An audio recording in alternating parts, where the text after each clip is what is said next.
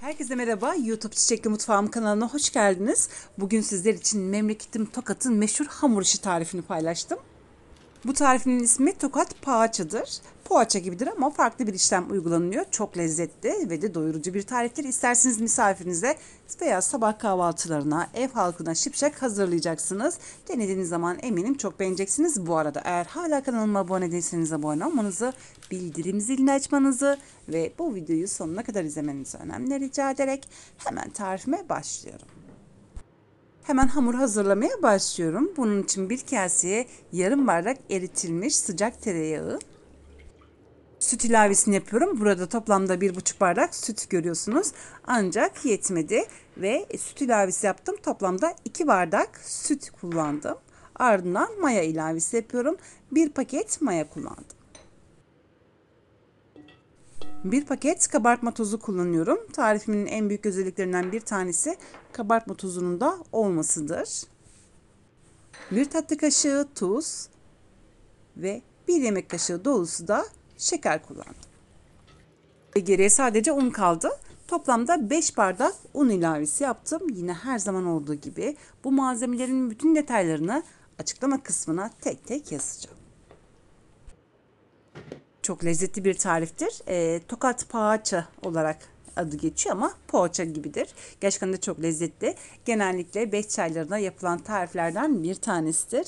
Eminim deneyen herkes çok beğenecek. Zaten videomun sonunda finalde de göreceksiniz. Hem rengi çok güzel olacak hem de yumuşacık olacaktır.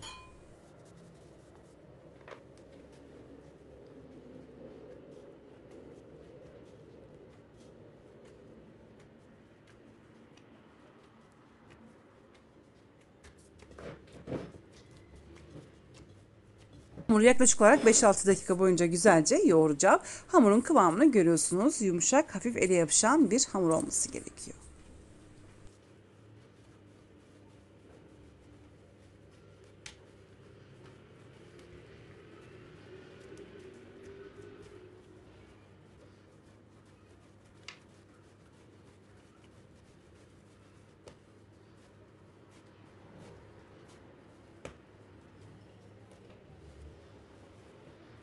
Hamuru yoğurduktan sonra tekrardan kabına alacağım ve üzerini iyice sarıp toplamda 1 saat boyunca mayalanmasını bekleyeceğim.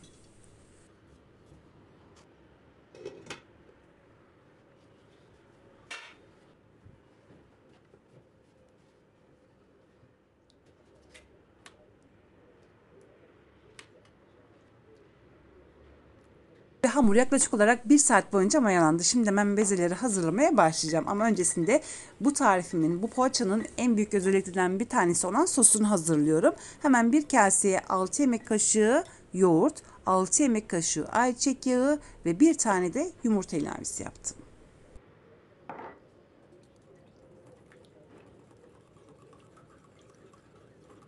Bu arada hemen şunu da belirtmek isterim ki ben yapmışken 2 tepsi yapmak istedim ama sizlere bu videoda 1 tepsi tarifini verdim. Ancak burada 2 tepsilik sos hazırladım. O yüzden 1 tepsi için 3 yemek kaşığı yoğurt, 3 yemek kaşığı ayçiçek yağı ve yarım yumurta yeterli olacaktır.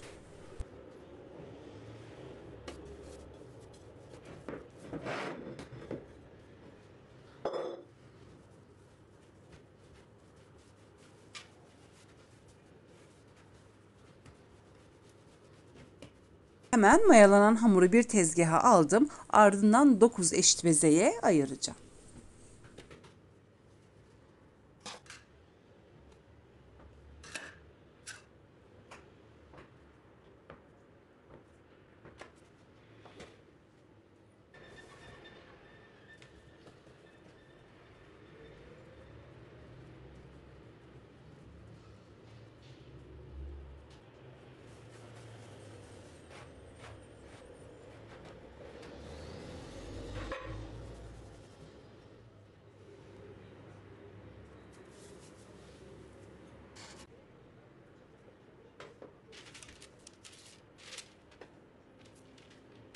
Hamuru toplamda 9 eşit bezeye ayırdıktan sonra hemen fırın tepsisine aynen bu şekilde görüldüğü gibi belli aralıklarla yerleştireceğim.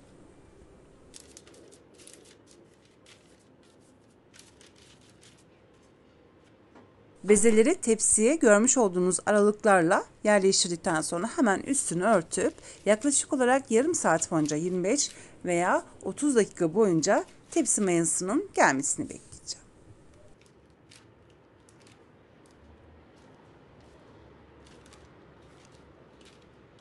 Ve ardından toplamda 25 dakika geçti. Hamur çok güzel bir şekilde mayalandı.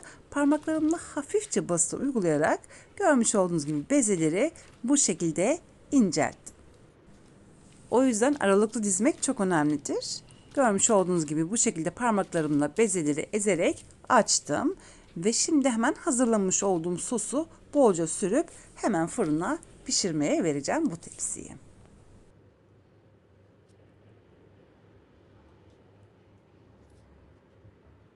Hazırlamış olduğum sosu iyice karıştırdım ve hemen bir fırça yardımıyla sürmeye başlıyorum. Bu poğaçanın en büyük özelliklerinden bir tanesi bu şekilde yoğurt ile yapılmasıdır. Mutlaka bu şekilde yapmanızı tavsiye ediyorum. Gerçekten de çok lezzetli. Bir kişiye bir tane fazla bile geliyor. Çok doyurucu özelliğine sahip bir hamur işi tarifidir. Eminim deneyen herkes çok beğenecek. Genellikle misafirlerimize veya 5 ayda yapmış olduğumuz tariflerden bir tanesidir.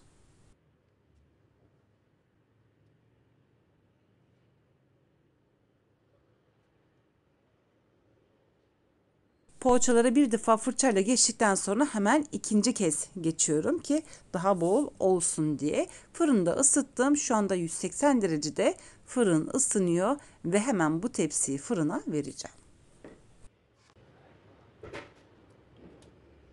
Finalde göreceksiniz çok güzel kabaracak hem de renkleri harika olacak. Orijinale uygun yapmak istiyorum. O yüzden de aynen bu şekilde bir kapak yardımıyla hafifçe bası uygulayarak şekil verdim.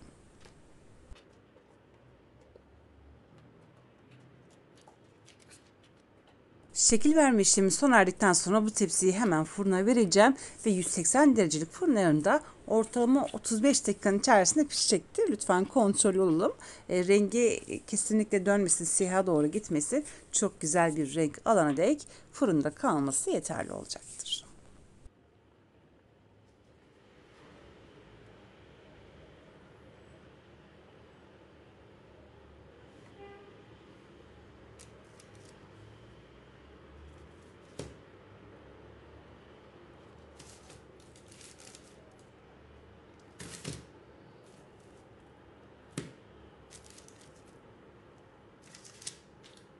Ve artık tepsiyi fırından çıkarttım. Görmüş olduğunuz gibi şu anda sıcacık. Elimde zor tutuyorum.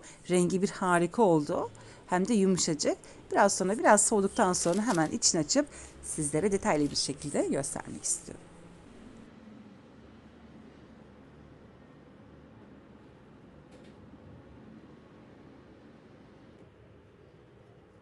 Videoda izlediğiniz gibi gerçekten de çok kolay bir şekilde yaptım. Hem çok doyurucu hem de kolay bir tarif. Deneyen eminim çok beğenecek. Şöyle hemen bir servis tabağına aldıktan sonra içini sizlere detaylı bir şekilde göstermek istiyorum.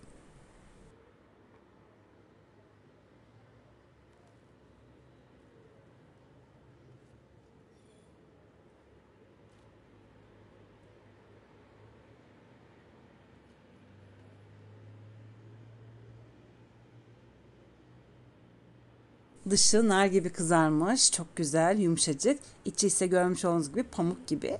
Eminim deneyen herkes çok beğenecek ve de sürekli yapacağınız bir garantili tarif olacaktır. Ben de böylelikle bir videoyu da burada sonlandırıyorum. Umarım bu poğaça tarifimi beğenmişsinizdir. Sizlerden gelecek olan mesajları sabırsızlıkla bekleyerek şimdilik vedalaşıyorum. Yarın yeni videomda tekrar görüşmek dileğiyle. Hoşça kalın.